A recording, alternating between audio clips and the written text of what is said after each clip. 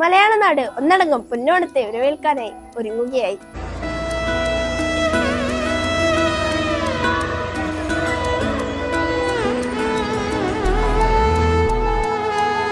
കേരളത്തിലെ സമ്പന്നമായ സംസ്കാരത്തെയും ഐക്യത്തെയും ലോകത്തിനു മുന്നിൽ തെളിയിക്കുന്ന മഹോത്സവമാണല്ലോ ഓണം.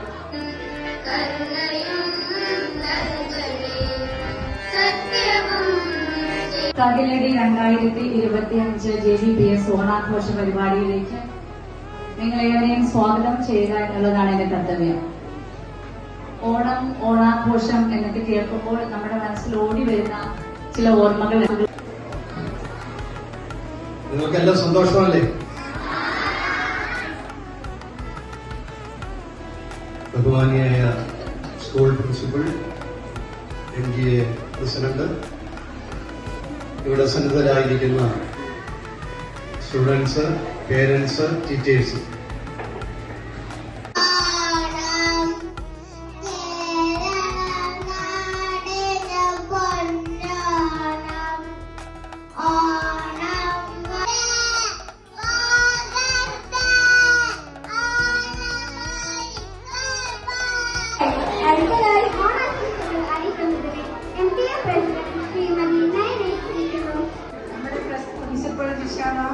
പ്രസിഡന്റ്, മറ്റ് അധ്യാപകരെ, കുട്ടികളെ, പാർട്ടി PT അംഗങ്ങളെ, പേരൻസ്, എല്ലാവർക്കും എന്റെ നമസ്കാരം.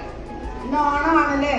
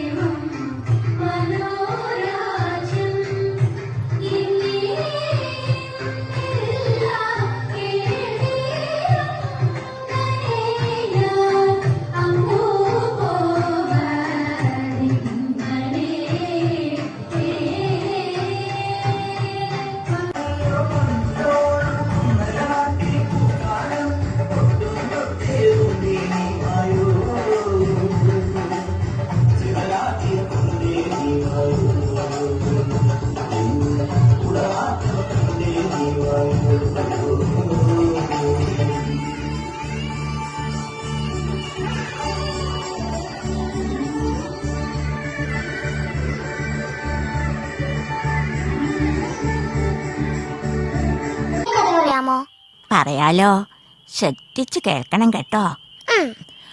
പണ്ട് ഇവിടെ ഭരിച്ചിരുന്നത് രാജാക്കന്മാരായിരുന്നു. അതുപോലെ ഒരു രാജാവായിരുന്നു മഹാബലി. അസുര വംശജനാണെങ്കിലും അദ്ദേഹം നല്ല രാജാവാണ്. മഹാബലിയോ? അതെന്ത് പേരാണ്? മഹാബലി എന്ന് വെച്ചാ മഹാത്യാഗം ചെയ്യുന്നവൻ. മറ്റുള്ളവർക്ക് വേണ്ടി എന്തും ചെയ്യാൻ മടിയില്ലാത്ത ആൾ. മഹാബലിയെ പിന്നീട് ആളുകൾ മാവേലിയെന്നും വിളിച്ചിരുന്നു. അങ്ങനെ എല്ലാവർക്കും രാജാവിനെ വളരെ ഇഷ്ടമായിരുന്നു. തിരിച്ചും രാജാവിനും അങ്ങനെ തന്നെ. മാവേലി നാട് വാണിടും കാലം മനുഷ്യരെല്ലാരും ഒന്നുപോലെ ആമോദത്തോടെ വാസിക്കും കാലം ആപത്തെങ്ങാർക്കും ഒട്ടില്ലതാനും.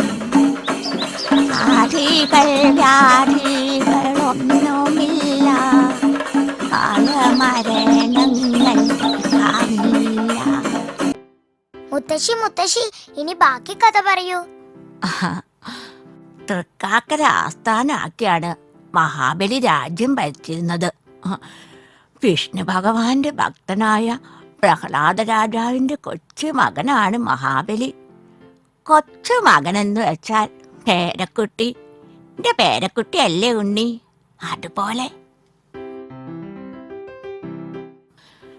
മഹാബലിയുടെ ഭരണത്തിൽ മറ്റ് രാജാക്കന്മാർക്കും ദേവന്മാർക്കും വലിയ അസൂയായിരുന്നു.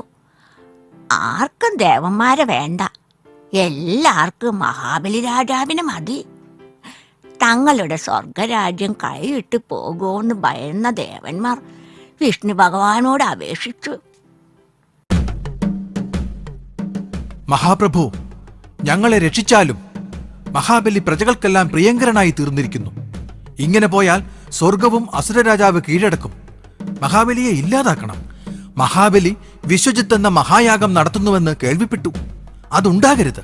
മഹാബലി ആ യാഗം ചെയ്താൽ കൂടുതൽ കരുത്തുറ്റവനാകും. ശാന്തനാകൂ ഇന്ദ്രദേവ, എന്തെങ്കിലും വഴി നമുക്ക് കണ്ടുപിടിക്കാം. എന്നിട്ട് വിഷ്ണു ഭഗവാൻ മഹാബലിയെ എങ്ങനെ ഇല്ലാതാക്കുമെന്ന് ആലോചിച്ച് ഭൂമിയിലേക്ക് പോയി.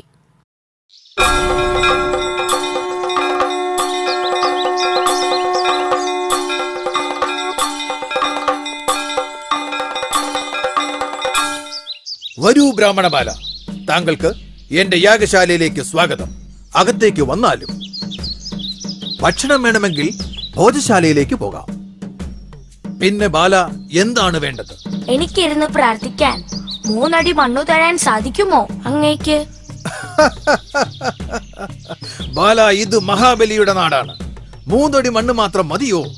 എന്ത് വേണമെങ്കിലും ചോദിച്ചുകൊള്ളൂ, അത് നമുക്ക് തരുവാൻ സാധിക്കും. 3 അടി മണ്ണു മാത്രം മതി എനിക്ക്. ആരെവിടെ? ഈ ബാലൻ ആവശ്യപ്പെടുന്ന സ്ഥലത്ത് 3 അടി മണ്ണ് അളന്നു കൊടുക്കൂ. അരുത്, ഞാൻ എന്റെ പാദം കൊണ്ട് 3 അടി അളന്നെടുത്തുകൊള്ളാം. ശരി, അങ്ങനെയാവട്ടെ. എന്നിട്ട് ആ ചെറിയ ബാലൻ ഭീമാകാരനായി വളർന്നു.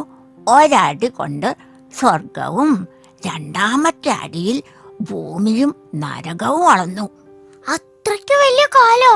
അതെ, വിഷ്ണു ഭഗവാൻ വേഷം മാറി വന്നതാണ് ഈ മഹാബലിയെ ഇല്ലാതാക്കാൻ. 3-ാമത്തെ അടി എവിടെ വയ്ക്കും രാജാവേ?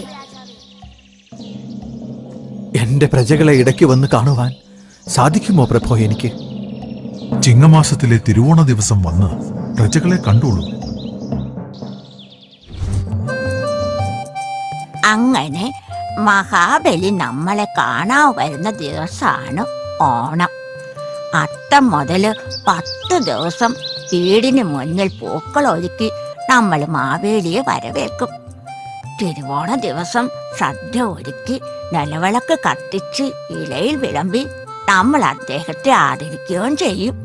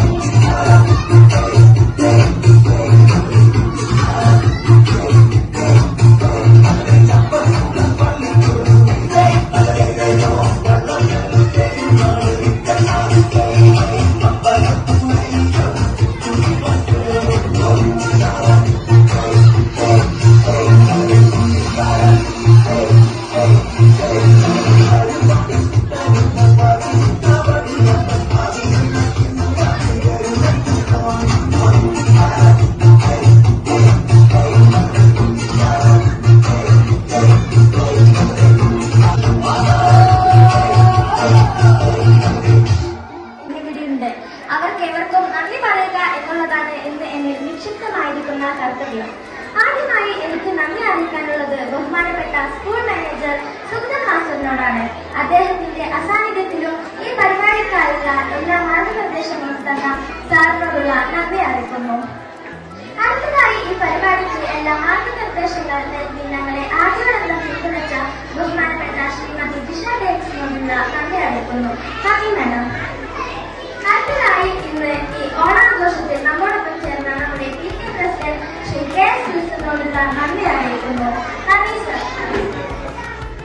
അതോടൊപ്പം നമ്മുടെ PTA പ്രസിഡന്റ് ശ്രീമതി ലൈന സാഹിബിനോടുള്ള നന്ദിയും ഈ അവസരത്തിൽ ഞാൻ അറിയിക്കുന്നു. നന്ദി മാഡം.